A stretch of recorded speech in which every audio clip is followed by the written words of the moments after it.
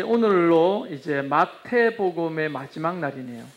마태복음에 아주 긴 시간 동안 이 마태복음을 공부해 왔는데요.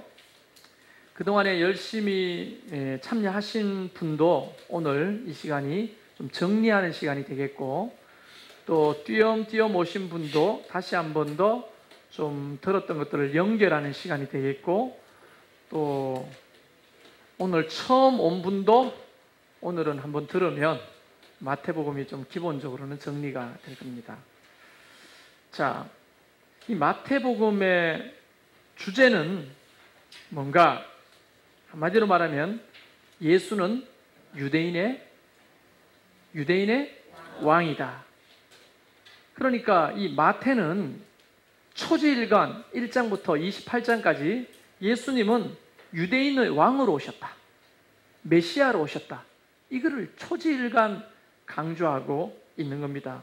왜냐하면 이 마태복음을 읽는 독자가 누구라고요? 유대인들이었으니까.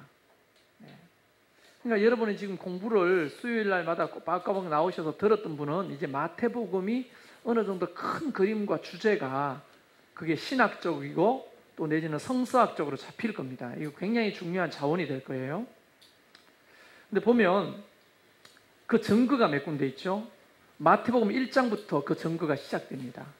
1장에 우리가 늘 보아왔듯이 어떻게 시작됩니까? 족보가 시작되죠. 누구로부터 시작되느냐면 구약을 거슬러 올라가서부터 족보가 시작되죠. 그리고 나중에 예수 그리스도가 이 땅에 나셨다 하는 것을 이야기하고 있습니다. 왜 굳이 저 옛날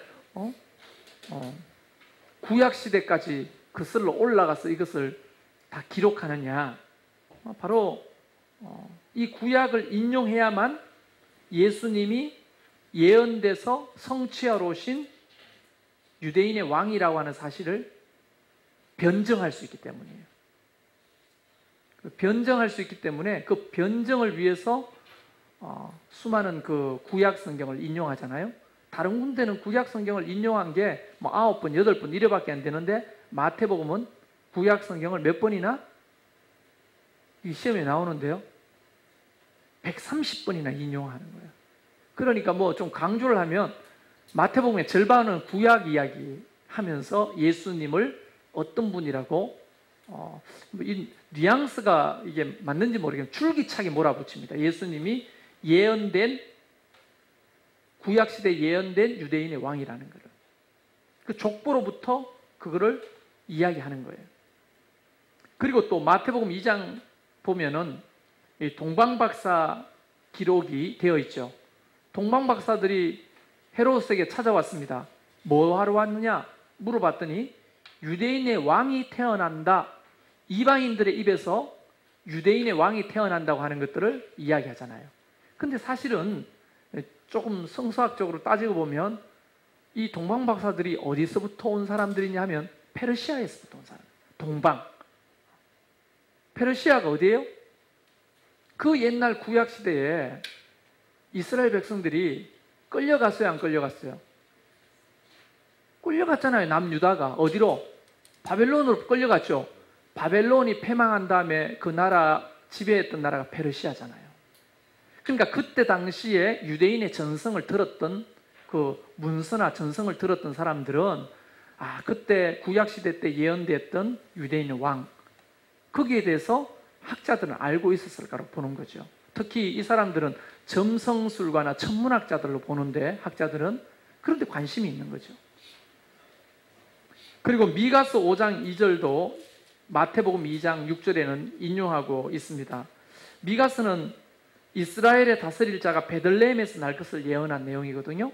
미가서 5장 2절 읽어보면 베들레헴 에버라다야, 너는 유다 족속 중에 작을지라도 이스라엘을 다스릴 자가 내게서 내게로 나올 것이다.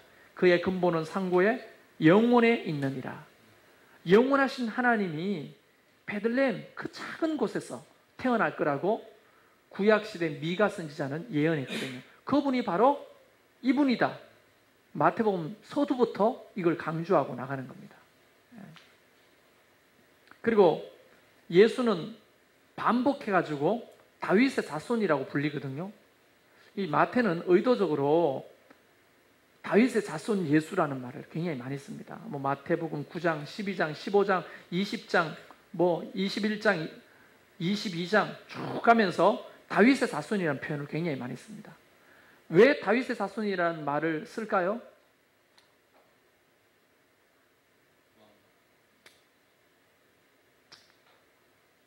구약에 다윗의 후손에서 메시아가 난다고 예언되어 있으니까 다윗이라는 이름을 거론하지 않고서는 예수님의 정통성을 주장할 수가 없는 거예요.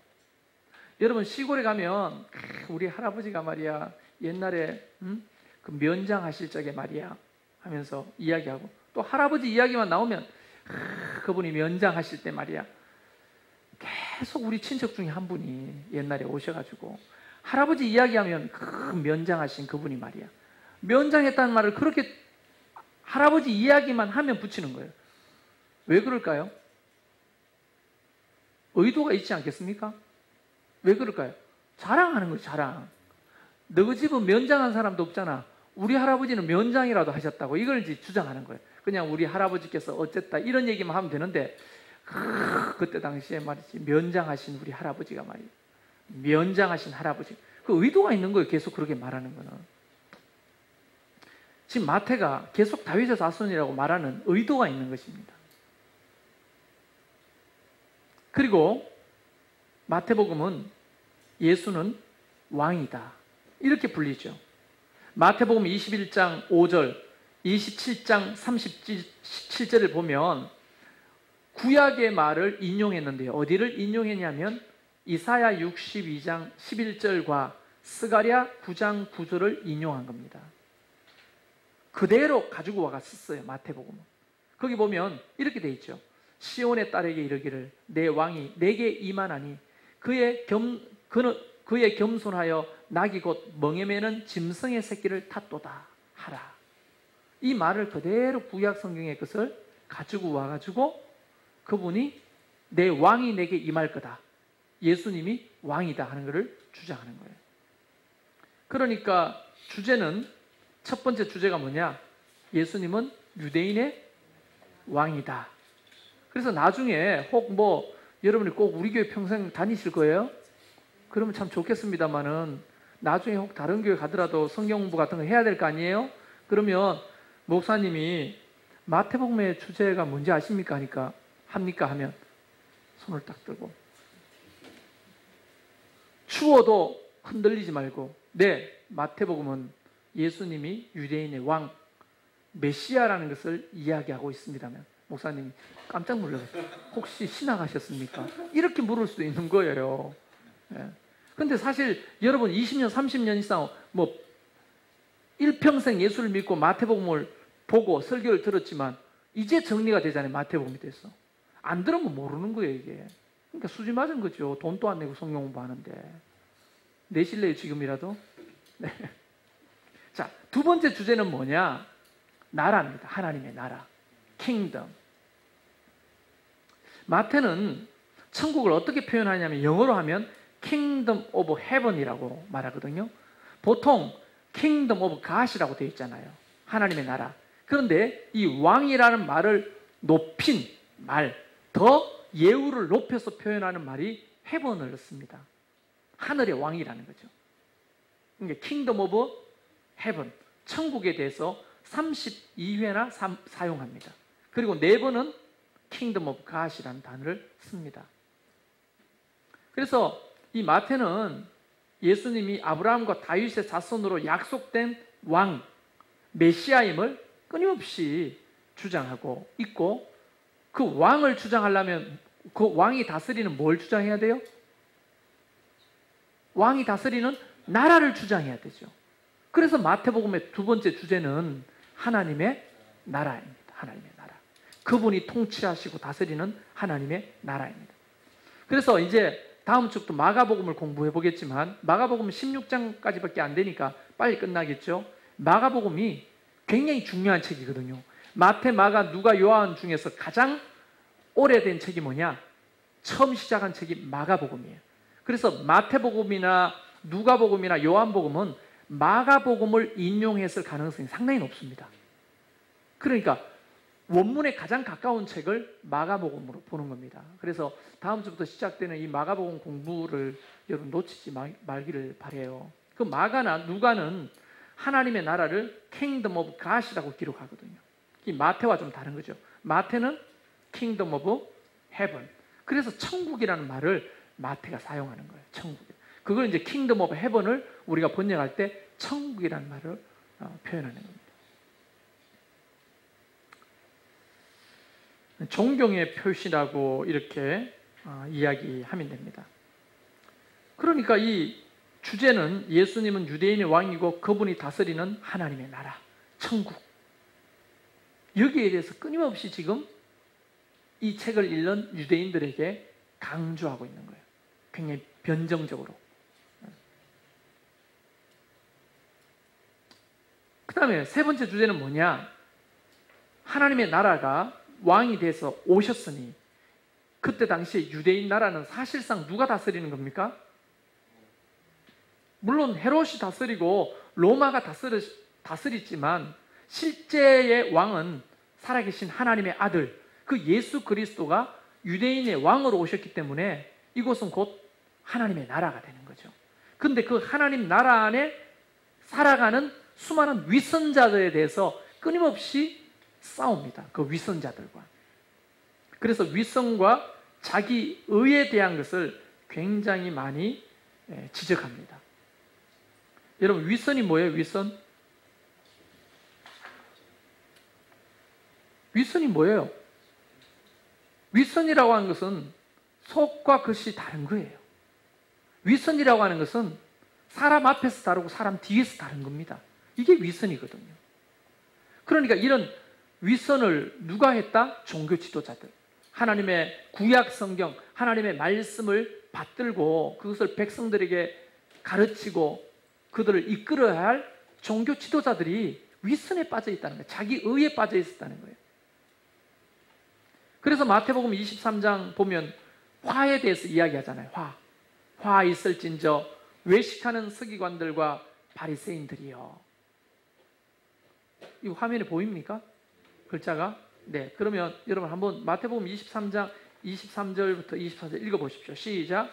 화 있을진저 외식하는 서기관들과 바리새인들이여 너희가 박하와 회향과 근처의 11조는 들이되 율법에 더 중한 바 정의와 긍휼과 믿음은 버렸도다. 그러나 이것도 행하고 저것도 버리지 말아야 할지니라. 맹인된 인도자여 하루살이는 걸러내고 낙타는 삼키는도다. 아멘. 야, 낙타는 삼키니 메르스가 걸리겠네요. 여기 보면 화 있다고 하면서 그 대표적인 사람들 서기관 바리새인들을 이야기하거든요. 외식하는, 윗선으로 가득 차 있는, 자기 의에 빠져 있는. 박하와 회향과 근처의 11조라고 하는 것은 11조를 안 드려도 될 것까지 구분해가지고 드리는 거예요. 예를 들어서 뒤에 텃밭에 채소 하시죠, 집사님. 상추 뜯어가지고 11조를 헌금 시간에 갖다 바쳤다 이거예요.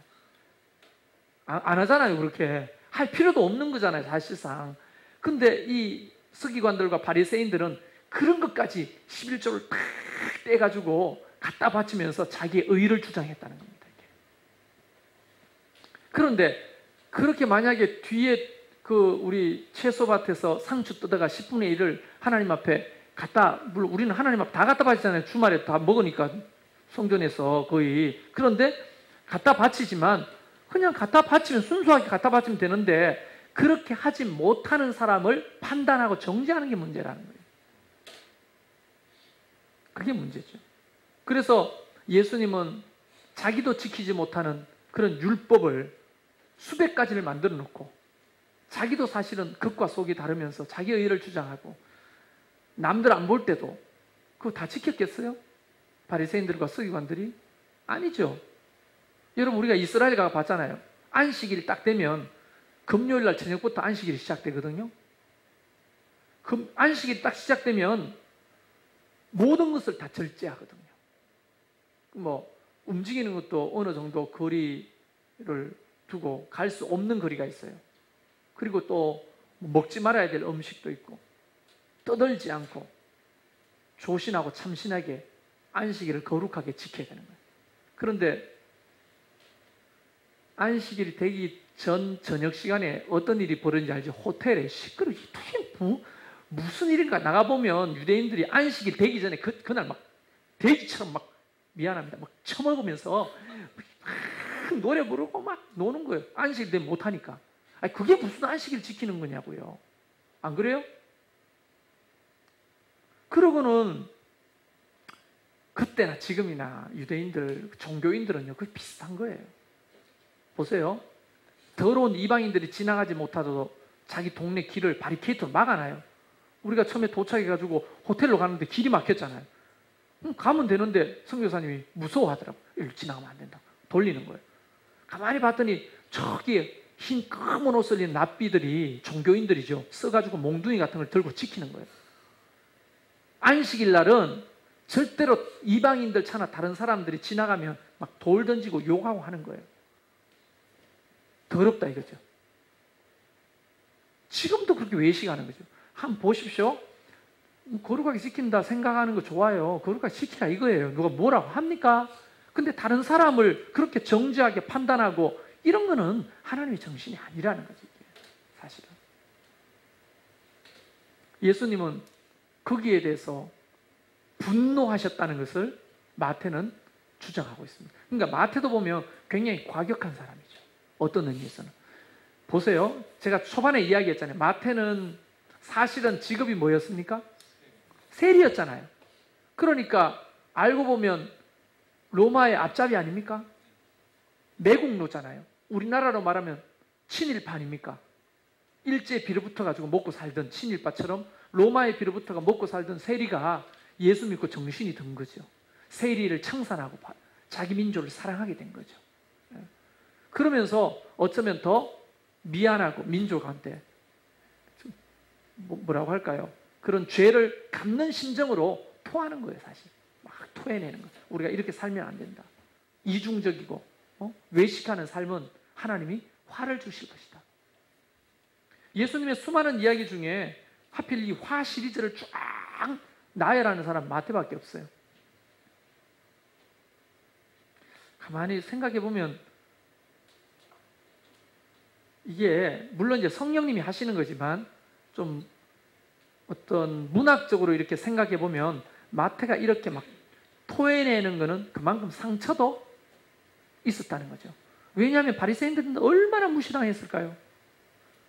왜냐하면 창리하고 세리들은 인간 취급을 보통 사람한테도 못 받는데 바리새인이나 서기관들은 어떻게 쳐다봤을까요? 짐승 같은 놈, 죽일 놈, 매국노. 그 돈을 거두면서 먹고 사는 것 때문에 뭐 좋아서 했겠어요? 먹고 살 일이 막막하니까 남의 나라에 빌어붙어가라도 백성이 피를 빨아먹으라도 처자식을 먹여 살려야 되지 않았겠어요? 그런 어떤 사연이 있을 거예요. 내가 볼 때는. 그런데 얼마나 많은 판단과 지적을 받았으니 상처가 있으니까 이 글을 쓸 때 그 상처가 발동하지 않았겠냐. 그래서 화를 막 나한테 뭐라고 했냐 너? 죽이려고 개돼지 소돼지 취급했지. 너 것처럼 외식하는 자가 도리어 더 화가 있는 사람이다. 어떤 사람이 화 있느냐? 이것도 화다. 이것도 화다. 이것도 화다. 화 시리즈가 쫙 나옵니다. 이거 보면은 상담받아야 돼. 마태가. 화가 많아요. 사실은. 그리고 도리어 그 율법의 짐에 억눌려 있는 백성들을 위로하시잖아요. 마태복음 11장 28절부터 30절까지 한번 읽어보실래요? 시작. 무거운 짐진 자들아 다 내게로 오라. 내가 너희를 쉬게 하리라. 나는 마음이 온유하고 겸손하니 나의 명예를 메고 내게 배우라. 그리하면 너의 마음이 쉼을 얻으리니 이는 내 멍에는 쉽고 내 짐은 가벼움이라 하시니라. 아멘.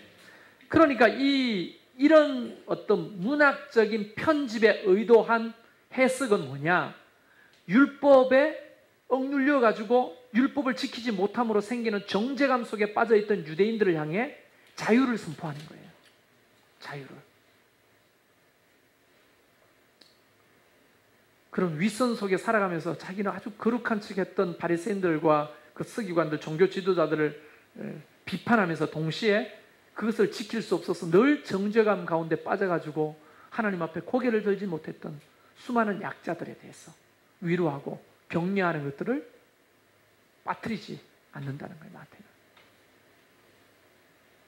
그래서 사실 이 주제가 세 가지입니다. 하나는 그분은 유대인의 왕이다. 그분이 다스리는 하나님의 나라가 있다. 그 하나님 나라 안에 살아가는 사람들은 자기 의나 윗선으로 살면 안 된다 라고 하는 것들을 이야기하는 거예요. 듣고 계세요? 네. 그게 이제 마태복음의 주제입니다. 그럼 마태복음의 목적은 뭘까요? 목적. 마태복음 목적은 예수님의 이야기를 전하기 위함이겠죠. 예수님의 이야기. 예수님이 어떤 분인지에 대해서 이야기하고 싶은 겁니다. 자, 여기서 굉장히 중요한 게 예수님이 누구냐? 이게 중요하거든요. 마태는. 왕이라고 했잖아요. 근데 그 왕이신 예수님을 어떻게 표현하느냐면 이 문학적으로 보면 굉장히 치밀합니다. 예를 들어서 이런 거죠. 지도자들이 예수님을 누구라고 말하는지, 또 무리들이, 수많은 무리들이 예수님을 어떻게 대우하는지, 그리고 예수님을 따랐던 제자들은 예수님을 누구라고 하는지, 거기에다가 덧붙입니다. 누군지 아십니까? 귀신들까지. 귀신 얘기가 많이 나오거든요. 마태복음은. 귀신들까지 뭐라고 고백합니까? 거룩한 이시여 나를 괴롭게 하지 마옵소서 하면서 그냥 회당에 들어갔는데 귀신이 막 벌벌벌 떠면서 예수님을 알아보는 장면들이 있거든요. 그러니까 귀신의 신앙 고백이라고 저는 별명을 붙였습니다. 귀신도 신앙 고백을 하고 제자들도 주는 그리스도시요 살아계신 하나님의 아들입니다. 그렇게 고백을 하고 수많은 무리들도 호산나 다윗의 자손 예수여 나를 구원하소서 그렇게 고백하고 종교 지도자들도 나중에는 어떻게 됩니까? 유대인의 왕을 인정할 수밖에 없으니까 죽이잖아요. 두려우니까. 그러니까 그 지도자들, 무리, 제자, 귀신들까지 동원해서 예수님이 어떤 분이라고 하는 것을 변정적으로 설명하고 계시는 거예요. 여기서 하나 적용해 볼까요? 여러분은 어느 무리에 포함되십니까? 귀신? 아니면 그냥 무리? 예수님의 제자? 아니면 윗선으로 가득 차 있는 종교인들? 그 사람들을 통해 예수님이 누구인지를, 어떤 영향력을 가지고 있고 어떤 능력이 있는 분인지를 계속 설명하고 있는 거예요. 대신 그들을 등장시켰어. 그래서 사실 마태복음 읽어보면 예수님이 왕이시라는 것을 마태가 막 강조하는 게 아니라 사람들의 입을 통해서 고백하는 내용의 글을 적는 겁니다. 제가 잘생겼습니까? 못생겼습니까? 정말 부끄러운 질문인데 비유를 위해서 할 수 없이 하는 겁니다. 제가 잘생겼습니까? 못생겼습니까? 내 면전에서 못생겼다는 말을 어떻게 하겠습니까? 자, 저는 제가 잘생겼다고 하는 것을 주장할 때 우리 집사람도 처음에 날 잘생겼다고 해가지고 만났거든요. 그리고 내가 아는 목사님들도 나를 다 잘생겼대요. 그리고 또 시장에 나가면 아줌마들이 수근수근 대면서 야, 잘생겼다. 안성기 같다. 원빈 같다. 현빈 같다. 이렇게 하더라. 예를 들어서 사람들 등장시켜서 이야기한 내용은 왜 그런 겁니까? 내가 잘생겼다는 것을 강조하려고 사람들 등장시키잖아요. 그냥 내가 내 스스로가 나는 잘생겼다 하면 누가 믿겠어요? 이 사람도 잘생겼다 하더라. 저 사람들도 잘생겼다 하더라. 또 외국에 갔더니 외국인들마저 나보고 와, 키아누 리브스 배우냐고 막 이렇게 주장하더라. 이런 얘기를 하는 것은 내가 잘생겼다는 것을 강조하는 거죠. 귀신도 등장시키고 제자들도 등장시키고 무리도 등장시키고 지도자들도 등장시켜서 마태는 지금 예수님이 왕이시고 하나님의 아들이라는 것을 계속 강조하고 있는 거예요. 그런 형식이라는 거예요. 마태복음. 정리가 좀 되십니까? 그럼 두 번째 목적이 뭐냐? 변정과 전도를 위함입니다. 변정과 전도. 제가 지금 변정이라는 말을 굉장히 많이 썼죠. 변증이 뭡니까? 논리적으로 어떤 것을 확인시켜 주는 거예요. 논리적으로. 그러니까 마태복음은 문학적 비평으로 봐도 문학 비평이라면 성경을 문학적으로 이렇게 분석하는 겁니다. 문학 비평으로 봐도 굉장히 치밀하게 변정적이에요. 그냥 헛되이 몇 장 몇 절에 그 얘기가 있는 게 아니에요. 전체 구조 안에서 아주 치밀한 목적을 가지고 그 장 안에 그 얘기가 있고, 이 이야기 뒤에 이 이야기가 있고, 그 이야기 앞에 이 이야기가 있는 거예요. 그래서 설교를 할 때도 마태복음뿐 아니라 성경은 앞뒤 문맥과 이야기의 내용을 전체적으로 보는 눈이 없으면 코에 걸면 코걸이, 귀에 걸면 귀걸이가 되는 거예요. 사실상.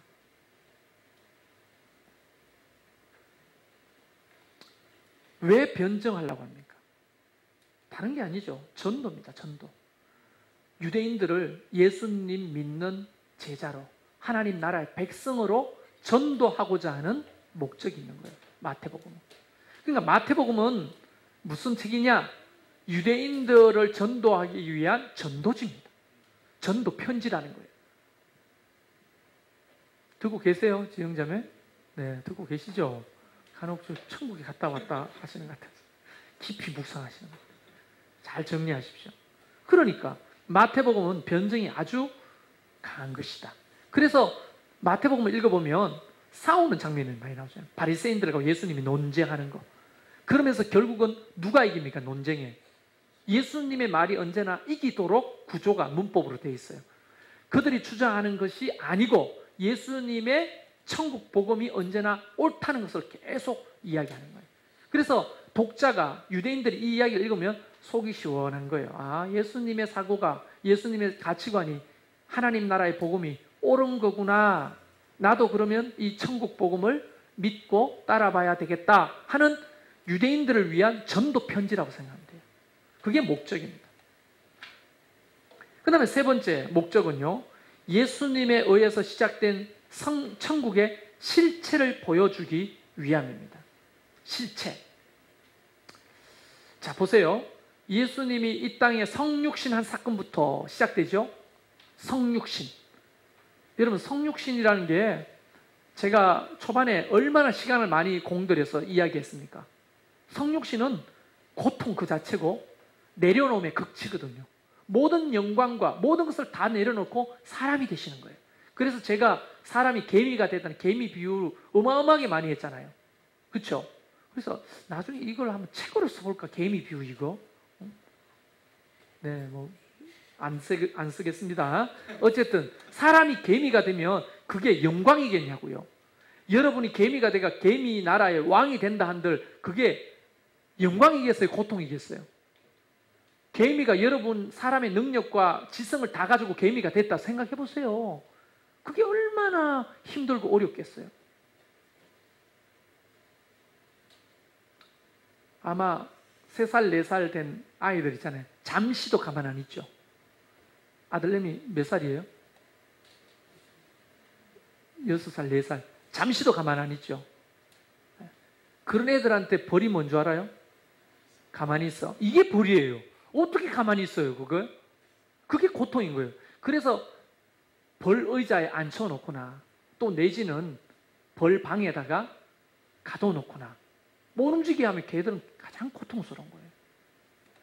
그러니까 예수님이 온 우주 만물을 창조하시고 섭리하시고 운행하신 하나님이 유한한 시간과 공간 안에 너무나 연약한 인간의 모습으로 왔다는 것 자체가, 그 성육신 자체가 고통이죠. 내려놓음이고. 근데 누구를 위해 그렇게 희생을 하시느냐? 바로 연약한 우리를 위해서 희생하시는 거예요. 우리를 어떻게 공감해 주시려고, 우리를 구원해 주시려고, 우리를 품어 주시려고. 그게 하나님 나라의 실체라는 거예요. 그래서 마태는 예수님이 친히 어떻게 하나님 나라에서 살아가는지를 보여줄 뿐 아니라 예수님의 가르침에서, 마태복음 5장 하면 뭐가 생각나요? 마태복음 5장 산상수훈 있잖아요. 마태복음 5장뿐 아니라 6장, 7장까지 산상수훈이 쭉 계속되는데 우리는 팔복만 산상수훈이라고 생각하면 안 됩니다. 굉장히 긴 설교예요. 그 중에 이제 백리가 뭐냐? 팔복인 거죠. 팔복. 팔복 처음 심령이 가난한 자는 천국이 저희 것이며 이렇게 시작하는 그 팔복이 그 상상 설교의 핵심이라는 거죠. 핵심. 그게 뭐냐? 천국 윤리예요. 천국 윤리. 다시 말하면 하나님 나라 안에서 살아가는 백성들의 윤리라는 거예요. 윤리. 그리고 다른 데는 없는데 마태복음에만 있는 단어가 있거든요. 그 단어가 교회입니다. 교회. 교회를 통해서 하나님 나라를 이루어 가시는 거예요. 그래서 이 천국의 실체는 죽어서 가는 나라가 아니다는 거예요. 이 땅에서 하나님의 의를 실천하며 살아가는 이 교회 공동체를 통해 그걸 실현시키시고 이루어 가신다는 거예요. 그리고 우리만 버려두는 게 아니라 마태복음 28장에 있잖아요. 뭐라고요? 19절 20절. 세상 끝날까지 내가 너희와 함께 할 것이다. 이 천국을 너희와 함께 만들어가고 이루어가고 확장해 갈 것이다 하면서 그 천국에 대한 비유를 마태복음 13장에 천국은 뭐 씨 뿌리는 비유도 하고 겨자씨 비유도 하고 누룩 비유도 하고 하잖아요. 그 비유를 통해서 천국의 성격을 이야기하시는 거예요. 그러면서 그냥 우리말로 하면 천국이 바로 여기에 있는 거야. 천국의 너희를 통해 이루어지는 거야. 이렇게 지금 가르쳐주고 계시는 거예요. 그래서 죽어서만 천국 가려고 애쓰지 마시고 여기서도 하나님의 나라를 우리가 함께 이루어 가야 됩니다. 지난번에 제가 얘기했잖아요. 살았다, 태어났다, 살다가 죽었다. 그러면 영원히 가죠. 끝이 없죠. 여기서부터 영원히 시작됩니까? 아예 이 넘어부터 영원히 시작되어 왔습니까? 우리 태어날 때부터 영원히 시작되는 거예요? 시간이 이런 중심으로 흘러요? 옛날부터 영원히 시작되어 왔잖아요. 그 영원 안에 우리는 한 점으로 존재하잖아요. 그래요, 안 그래요? 그러니까 영원이라고 하는 것은 하나님의 나라의 속성 아닙니까? 하나님의 나라? 뭐 다른 말로 천국의 속성 아닙니까? 영원한 건. 그래서 영원한 삶이잖아요, 우리가. 그 나라는 영원하시잖아요. 생년 처음 넣는 것처럼 봐주시는 거 너무 좋은데 그렇잖아요. 그러면 보세요. 우리가 죽었어. 죽고 난 다음에 영원히 시작되는 것이 아니고 우리가 이 땅에서 살 동안도 이게 영원에 포함됩니까? 안 됩니까? 영원에 포함된다면 하나님 나라에 포함됩니까? 안 됩니까? 그렇죠. 그래서 죽어서만 가는 나라가 아니라고요. 죽어서만 하나님의 나라에 간다. 죽어서 천국 간다. 예수 믿으면 죽어서 천국 간다고만 생각하면 이 땅에서 하나님의 나라의 윤리, 천국 윤리를 가지고 못 사는 거예요. 그냥 죽어서 가는 나라에만 포커스가 맞춰져 있는 거지. 우리 새벽마다 야고보서 공부하죠. 야고보서는 굉장히 실천을 강조하거든요.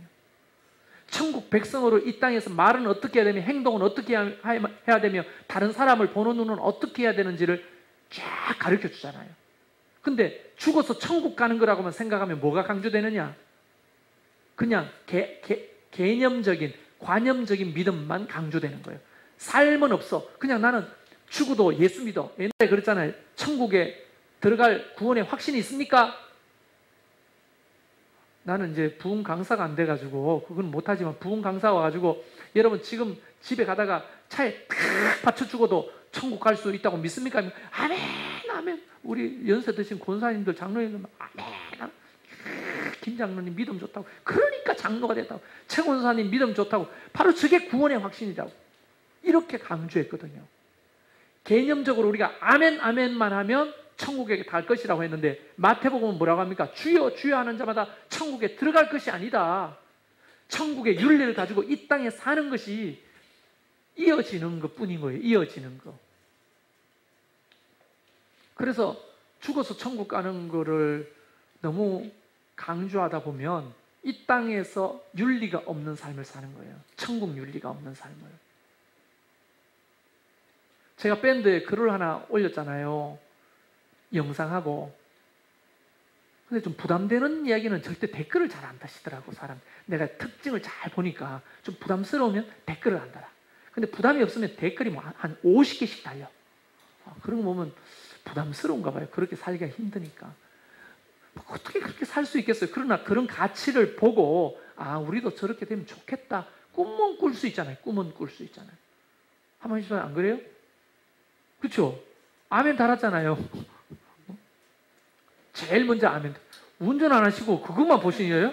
아니, 안전운전 하세요. 네. 어쨌든. 그래서 예수님에서부터 시작된 이 땅에서의 천국, 그죠? 땅에서의 천국. 그걸 강조하는 거예요. 물론 죽었어도 천국은 우리의 것이라고 믿습니다. 여기서도 천국임을 여러분 믿으십시오. 근데 그렇게 지옥 같은 인생을 사는 이유가 뭡니까? 우리가 지옥 백성의 가치관을 가지고 사니까 천국을 경험 못하는 거예요. 지옥 백성이 지옥 백성이라면 뭐냐? 하나님의 가치관하고는 전혀 무관한 가치관을 가진 사람들. 몇몇 떠오르는 사람이 있는데 말하지는 않겠습니다. 그런데 그렇게 살아가는 사람들은요, 천국이 없는 거예요. 아무리 선지자라고 하고 아무리 위대한 사람이라고 해도 천국이 없다고 말해요. 도리어 심령이 가난한 자는 천국이 저희 것이다. 그렇게 말하잖아요. 그러니까 우리가 사실상 전 이해로 어릴 적부터 신앙생활하면서 배워왔던 많은 부분 중에 많은 부분이 성경하고 동떨어져 있는 굉장히 미신적인 어떤 가치관을 나도 모르게 가지고 있는 경우가 많아요.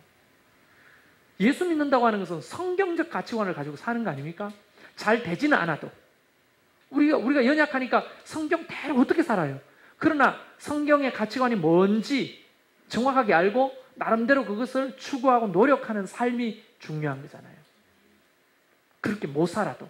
그런데 모르면 아예 추구도 못하고 흉내도 못 내는 거예요. 자, 이제 그러면 마태복음의 핵심 구절이 뭘까? 계속 강조되지만 핵심은 뭐이신 예수님인데요? 왕이신 예수님이다. 만물의 통치자, 이 우주 만물의 창조주, 섭리자, 운행하시는 분, 그분이 바로 예수 그리스도다 하는 겁니다. 아까 우리 노래했죠. 예수 우리 왕이여 이곳에 오셔서 뭐 하셔요? 우리를 다스리시고 통치해 달라고 요청하는 거잖아요. 핵심 구절은 두 개가 있습니다. 첫 번째는 사람들의 신앙 고백입니다. 마태복음 16장 16절부터 19절까지 있죠.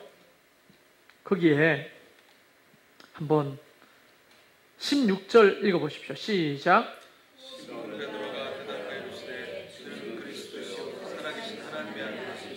네, 이게 이 마태복음의 이런 겁니다. 이 마태복음을 모래라고 생각해 보십시다. 체에 넣어가 막 그러면 남는 구절이 이 마태복음 16장 16절이라고요. 그러니까 기억하십시오.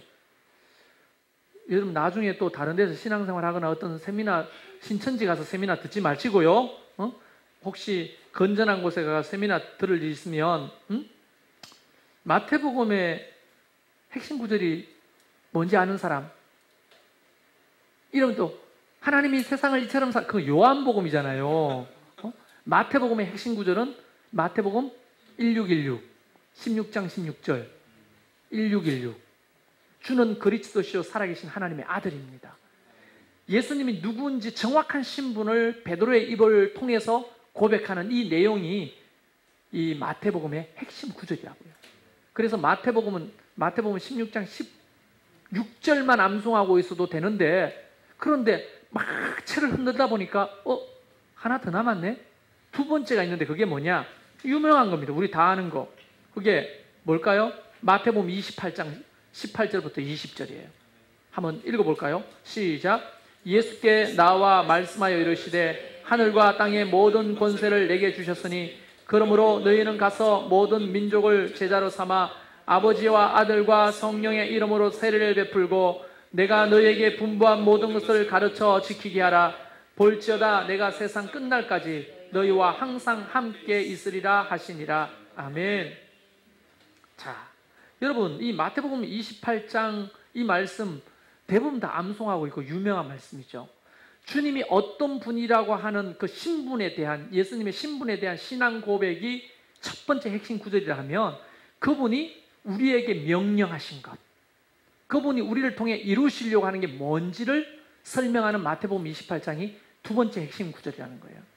왕의 명령이라고 하는 거예요. 그래서 위대한 명령이라고 하죠. 그래서 이걸 영어로 말하면 Great Commission이라고 하는 거예요. 아주 위대한 명령인 거예요. 위대한 명령. 자, 이 위대한 명령은 마태복음으로 창세기로 넘어갑니다. 이 창세기에 하나님께서 아담과 하와를 만드시고 인간에게 최초로 복을 주시되 생육하고 번성하여 땅에 충만하라. 그 다음에 이 땅을 정복하고 다스리라. 이렇게 돼 있잖아요.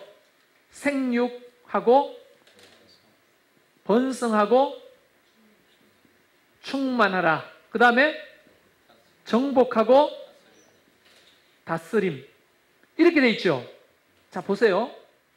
예수님이 마태복음 28장에서 하신 말씀이 이 구조 안에 들어가 있는지 한번 보세요. 어떻게 생육하죠, 우리는? 우리가 전도할 때 전도를 품고 있는 사람은 뭐라고 해요? 태신자라고 하죠. 태신자를 우리가 어떻게 해야 돼요? 생육, 낳아야죠. 한 번도 안 낳아봐가 모르겠습니까? 우리가 태신자를 품고 그 태신자를 예수의 말씀을 가리키고 복음을 가르쳐서 생육하고 낳았죠. 그 사람을 어떻게? 여기 보세요. 어떻게? 가르쳐야 되죠. 가르치면 어떻게 돼요? 번성에 자랄 거 아닙니까? 자라가지고 이 사람도 이렇게 자라고 저 사람도 자라면 이 땅 곳곳에 충만하죠. 이 충만한 이 제자들이 어떻게 해요? 정치, 경제, 문화, 예술 모든 부분을 정복해야 되죠. 정복하고 난 다음에 다스리는 거예요. 하나님의 방법으로 우리를 통해 이 땅을 다스리는 것. 그러고 보니까 이게 마태복음 28장이나 창세기에 있는 말씀의 구조가 표현만 다를 뿐이지 하나님이 원래 하시려고 했던 그 복을 예수님이 오셔서 우리에게 다시 다른 표현으로 말씀하실 뿐이라는 거예요. 이게 연결이 됩니까? 네. 그러니까 이게 굉장히 중요한 거예요. 창세기부터 신약기까지 굉장히 중요한 거예요. 근데 이거 안 하잖아요. 우리는 생육도 안 하고 번성도 우리가 충만해야 자라야 되는데 정복하고 다스려야 되는데 이거 안 하잖아요. 그러면 무슨 의미가 있냐고요. 자, 그러면 이걸 비유로 설명해 볼까요? 애를 낳습니다. 애가 그냥 아무것도 안 해요. 있어요. 인형처럼. 의미가 있을까요? 그러나 살아는 있어요. 살아는 있다 그러니까 그냥 강제로 먹이니까 커요. 근데 아무것도 못합니다. 말도 못하고 움직이지도 못해요. 근데 애는 점점 커요. 그래도 엄마하고 같이 늙어가요. 의미가 있나요? 그래도 살아있는 것만 해도 감사하죠. 그런 의미가 아니라 그러면 삶의 의미를 우리가 어디서 찾냐? 물론 선천적으로 장애를 가지고 태어나서 식물인간으로 살아가는 장애우들이 많습니다. 그런 사람들을 말하는 게 아니고 영적인 비유로 따지자면 우리가 만약 예수 그리스도로 태어났잖아요. 생육되었잖아요. 누군가를 통해. 정말 자라야 되잖아요. 영적으로. 그리고 이런 제자들이 군데군데 충만해야 되잖아요. 이런 사람들이 정치, 경제, 문화, 예술 모든 영역에 정복해야 되잖아요. 그리고 가서 하나님의 방법으로 다스려야 되잖아요. 그곳에 하나님의 나라가 임하는데 그걸 안 하잖아요. 이게 우리의 함정이고 어쩌면 실수고 약점이라는 거죠. 교회는 뭐 하는 곳인가? 이걸 하도록 돕는 곳이야. 이걸. 그거 안 되면 교회가 무슨 의미가 있어요? 아니 막말로 이전해가지고 뭐 교회 멋지게 세워본들 이거 안 하는데 무슨 의미가 있겠냐고요, 사실. 안 그래요? 이런 거 안 하는 사람들 바글바글 모이면 무슨 의미가 있겠어요, 그게? 여러분 가만 식물인간처럼 누워있는 자녀가 100명이 있었는데 그게 무슨 의미가 있습니까 우리에게? 그래서 예수님은 너와 함께 할 테니까 이거 같이 하자는 겁니다. 근데 사람들이 이걸 어떻게 해요? 못하겠는데요? 하고 있으니까 너 혼자 하는 게 아니다. 내가 함께 할 거다. 그래서 성경에는 없지만 이렇게 내 같으면 그랬을 거예요. 예수님한테 어떻게 함께 하신다는 거예요? 예수님 가신다면서요. 기다려봐라. 시간과 공간을 초월한 성령이 되어 내가 오겠다. 그때 정말 성령이 임하시고 사도행전 2장부터 이 일이 됩니까? 안 됩니까? 이 일이 되잖아요. 되어가고 있잖아요. 작게 보면 이 진접 안에서 그 교회를 통해 이 진접에 세워진 20개의 크고 작은 교회들을 통해서 하나님은 이 진접을 이렇게 하나님 나라로 만들기를 원하시는 거예요. 그런 의미로 보면 우리가 가야 될 길이 한참 멀잖아요. 지금. 우리가 함께 번성해야 되고 충만해야 되고 각 영역을 정복해야 되고 그 속에서 영향력을 가지고 다스려야 되죠.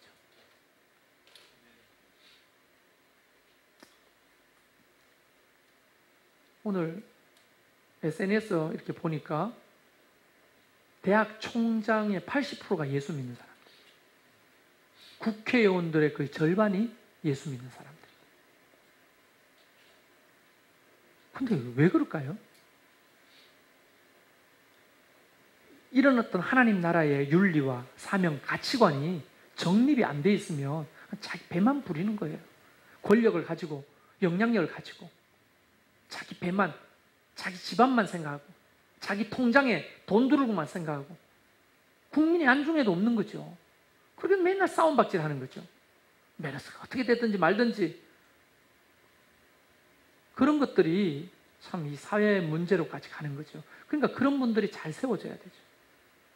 뭐 좀 반가운 얘기는 성남시장이 또 예수 믿는 분이더라고. 10년 전부터 예수 믿는데 당신은 예수를 누구라고 생각하냐니까 그 기자가 이야기하니까 흔들림 없이 예수님은 혁명가라고 생각한다. 이렇게 얘기하더라고요. 가난한 자들을, 돈 없고 힘없는 자들 편에 서서 함께 오신 혁명가. 나는 그 예수님을 믿는다고 이렇게 하더라고요. 멋있더라고요. 저런 어떤 제대로 그 하나님 나라 윤리가 박혀있는 분이 시장도 되고 도지사도 되고 국회의원도 되고 대통령도 되면 너무 좋겠어요. 그렇지 못한 사람이면 총리가 돼도 안 되고 대통령이 돼도 안 되고 국회의원이 돼도 안 되는 거예요. 아무리 예수 믿어도 교회 다닌다 해도. 이게 중요한 거예요. 하나님의 윤리 가치관이 정립되어 있는 사람이 중요한 거예요.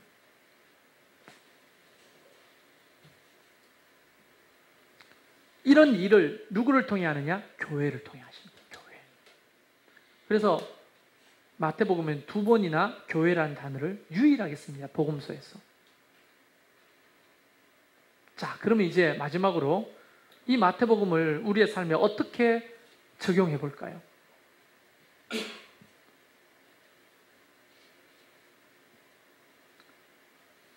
왕이라는 말인데 그때 당시 유대인의 왕이 아니라 오늘 내 삶의 왕 누구십니까? 예수 그리스도. 그걸 고백할 줄 알아야 되죠. 그래서 내 삶의 왕이면 나는 그분에게 순종하고 그분의 말씀에 반응하고, 그죠? 그분이 내 삶을 책임져 준다고 하는 이런 믿음을 가지고 영향력 있게 살아가야 되는 거죠. 여러분이 살아가는 그 영역이 어떤 영역이든지 상관없어요. 그 영역 안에서. 주부면 주부로서, 직장인이면 직장인으로서 무슨 일을 하든지 간에 그 안에서 하나님의 가치에 반응하면서 그분이 내 왕이시니까. 여러분, 미국이 나는 별로 안 부러운데 어떨 때는 굉장히 부러울 때가 있어요. 어떨 때 부러운 줄 아세요? 예를 들어서 미군이 지금 전 세계 내전 지역에 들어가가지고 세계 경찰 노릇을 하잖아요. 경찰 노릇을 하는데 아무리 강력한 미군이라도 이렇게 미군이 이렇게 포로로 잡히는 경우가 있잖아요. 한 사람이 만약 미군이 포로가 잡혔잖아요.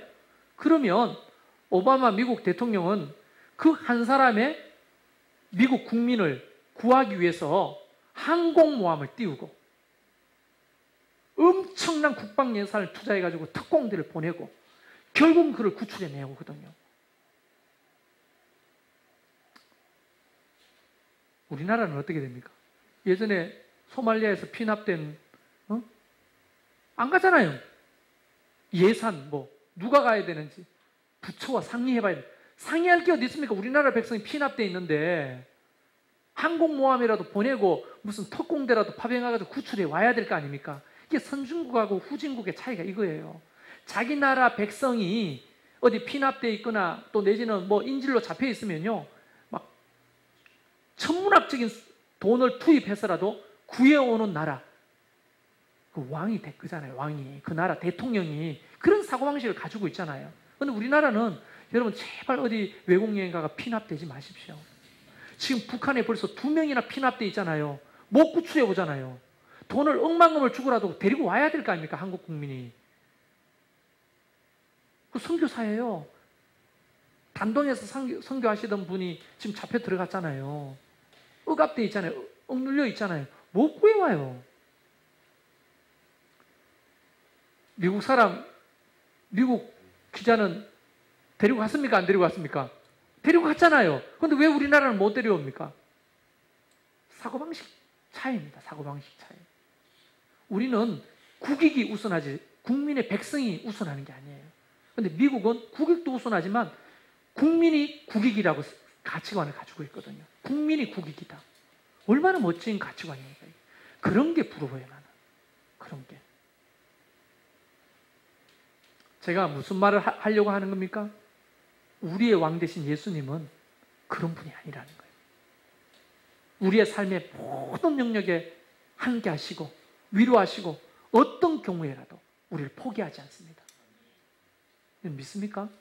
여러분이 하나님 시하고 하나님을 저주해서 떠난다 할지라도 주님은 기다리시고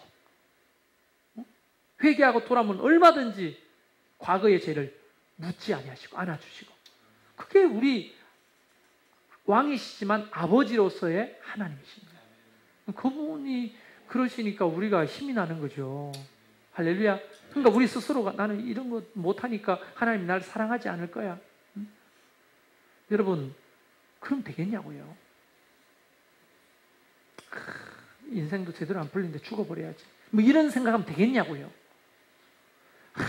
교회가 헌금도 안 하고 말도 안 듣는데 교회 때리자 문 닫아. 이런 생각하면 되겠냐고요. 하나님이 몸된 교회인데. 되는 모양이죠. 어느 날 갑자기 내 사라지면 찾지 마세요. 왜냐하면 교회가 하나님이시잖아요. 그 하나님이 함께 하시잖아요.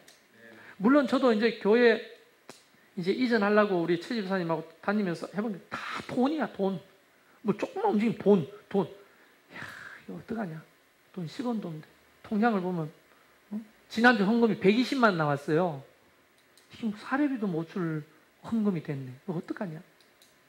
돈만 세고 새벽 기도요 앉아서 기도하는데 여러분 다 가고 혼자 앉아가지고 기도하는데 앉아가 내가 돈을 세고 있는 거야, 마음속으로.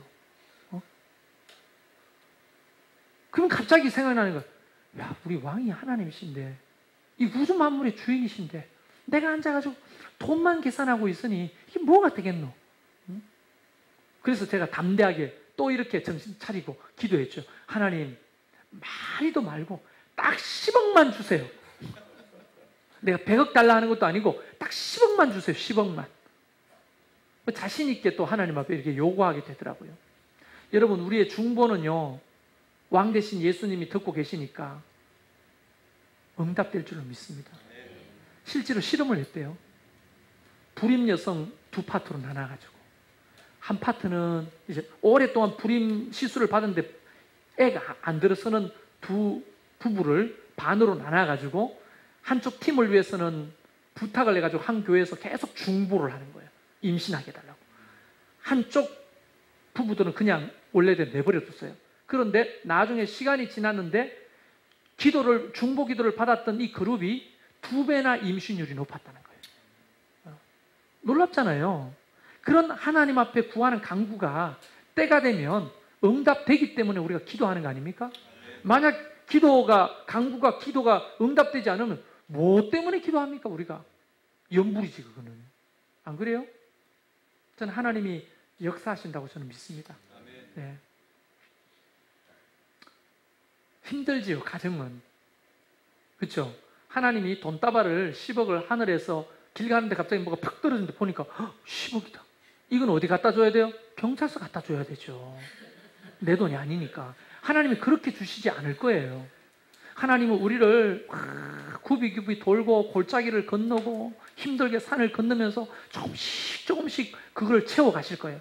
왜냐하면 하나님의 백성을 어떻게 해야 돼? 번성시키고 자라게 해야 되고 충만하게 해야 이 일을 이루니까.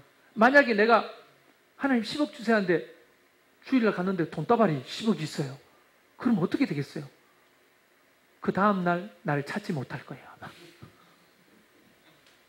저 어디 몰디브가 있어요. 몰디브. 하나님은 하나님의 놀라운 섭리와 계획이 있는 거예요. 그러나 우리는 믿는 것은 어려운 그 길을 돌아갈지라도 하나님 반드시 그 일을 이루실 거라고 믿고 함께 기도하는 거예요. 여러분 여기 뭐 서명주하고 최광식 집사가 있지만 개척 멤버들이잖아요. 개척할 때 그랬잖아요. 돈이 어디 있어요? 10원도 없는데 봐라. 5년 안에 하나님이 교회를 세울 거다. 내가 그렇게 말했거든요. 전부 다 5년 안에 무슨 교회를 어떻게 세워요? 이런 마음이지만 있잖아요. 이게 물론 이 우리 교회 아니라도 예배당이 그 바람 피할 때가 있고 눈 피할 때가 있고 그래도 앉아가 예배 드릴 공간도 있고 너무 널널해가지고 사용하지도 않는 공간이 얼마나 많아요. 너무 감사하잖아요. 그리고 또 겁없이 1340평 땅까지 계약하고 겁도 없이 진짜 내가 봐도 대책 없는 목사님 같아요. 최 집사도 가보면 대책이 없어. 나를 따라다니면서 내가 좀 절제하려 하면 자꾸 믿음으로 좀 자꾸 이게 거품을 넣어 내한테. 그럼 저 사람이 좀 떨어지면 또 내가 거품을 또 막 넣어. 둘이 잘못 만났어요. 이성적인 사람이 한 사람이 좀 필요한 것 같아요. 정신 똑바로 차리고 현실을 보는 사람. 그 신유호 집사가 그걸 좀 해요. 그래도 이거 정신을 또 똑바로 차려. 믿음을 가지고 하는 거죠. 믿음 아니면 누가 이 짓을 합니까? 안 그래요? 우리 왕이 누구십니까? 예수님입니다. 우리와 함께 하셔요. 그분이 다스립니다. 그래서 예수님은 당신의 염려와 걱정의 문제를 다루십니다. 염려와 걱정. 염려는 비성경적이거든요. 사람이 염려할 수밖에 없지만 지속적인 염려는 사람의 뼈를 마르게 한다고 말하잖아요. 골다공증 왜 걸리는 줄 아세요? 골다공증 맨날 걱정, 근심하기 때문에 걸리는 거예요. 여러분 메르스도 물론 두렵죠. 두렵지만 뭘 만질라 해도 메르스 있는 거 아니야? 저거 마실라 해도 메르스 있는 거 아니야? 이렇게 살면요 골다공증 걸려서 메르스보다 더 죽어요 그게. 그러니까 우리가 좀 지속적인 염려를 좀 내려놓고 공급하시는 하나님에 대해서 믿는 거예요. 그래서 마태복음 6장에 보면 6장 33절 너희는 먼저 그의 나라와 의를 구하라. 그리하면 이 모든 것을 너희에게 더하시리라. 하물며 하늘에 계신 너희 아버지께서 이 모든 것을 채워주시지 않느냐. 이방인들이 구하는 것이 있고 먹고 마시는 거다. 그러면서 하늘의 새를 보라. 들판에 백합화를 보라. 이 피시도 먹이시지도 않는데 다 채우지 않냐. 하물며 너희일까 보냐. 이런 말이 믿어져야 되는데 그렇다고 우리는 그렇게 먹이시는 게 나 아무것도 안 하고 가만히 그러면 쪽박 찹니다. 그게 아니라 내가 땀 흘려 일을 하지만 내가 할 수 없는 영역에는 하나님이 도와주심을 다스리심을 믿는 거예요. 그래서 지속적인 염려는 내려놓으세요. 아시겠죠? 자녀들에 대한 것도 마찬가지입니다. 내가 금심한다고 자녀들의 키를 한 잔 더 크게 할 수 있어요? 우리 아들 고등학교 안 간대요. 그렇다고 내가 고등학교 가게 할 수 있습니까? 근데 내가 새벽마다 기도해요. 제일 마지막 끝자리에 하나님 아들 정신 차리고 제발 공부하고 지 인생 지가 설계하고 잘 꿈을 이루게 도와달라고. 진적고등학교 합격하게 해달라는 이 기도는 안 나오더라고요. 이상하게. 그냥 지 인생 지가 잘 설계해가지고 인간답게 살 수 있도록 도와달라고. 이렇게 기도가 되더라고요. 근데 별로 염려가 안 돼요. 사실. 성적을 보면 절망스럽지만 그 아이를 보면 절망스럽지 않습니다. 그래서 그 아이와 함께 하신 하나님을 보세요. 네. 할렐루야. 아멘. 우리 교회 통장을 보면 절망스럽지만 여러분을 보면 절망스럽지가 않아요. 또. 제가 주일 반 생명의상 끝나고 차지영 집사님 남편이 준영 형제가 돌아가면서 이야기를 하는데 좀 가슴에 남는 이야기를 하더라고요. 목사님은 조금 돈 것 같다. 아니, 좋은 말로 목회에 미친 것 같다.